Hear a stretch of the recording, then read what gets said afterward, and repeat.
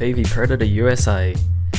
This is a 1992 made in USA Peavey Predator, and it's had a pretty hard life.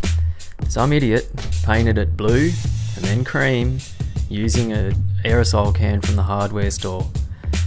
Now, that idiot was me, so I need to now tidy it up and make it look a bit better.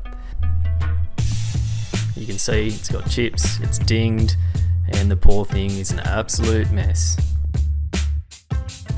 Okay, we start by removing all the components, bag and tag them so I can find them later on. These humbuckers won't be going back in, it's going to go single coil this time. Just have a look at this quality wiring. Yes, that was me as well. I'll make sure the wiring's a bit more tidy this time around, I do promise. Okay, so finish removing the parts from the guitar, taking the bridge off, and ready to remove the neck. The neck on these guitars is actually really nice. I own two of the guitars. I really do like them. You can see the poor old paint job. Now to remove the paint, I'm going to use a chemical paint stripper. This stuff's pretty ruthless, so gloves, mask and all that's required, and what it'll do is blister the paint up. Once the paint starts to blister, you can get a scraping tool and start trying to scrape the paint off. Now this took a couple of goes. This guitar had quite a bit of paint on it, so it comes off fairly good there.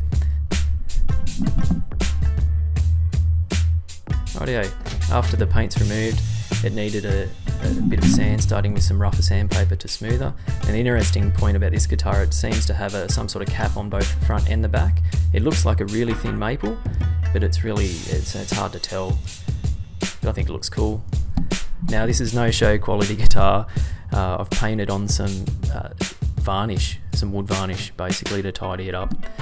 Now the neck, I wanted it to play a bit better. It had a nice gloss on it.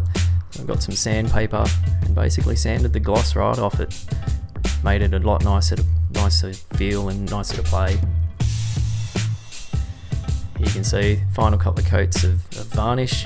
I think it came up okay. I think it's starting to look okay and look good. Put the parts back in, wire it all up. I promise you this time the wiring was a lot better than last, and this has got a set of Tonerider Pure Vintage pickups in it now. Now the original tuners had a lot of play, so got rid of those, put a set of Grovers in. Let's hear it.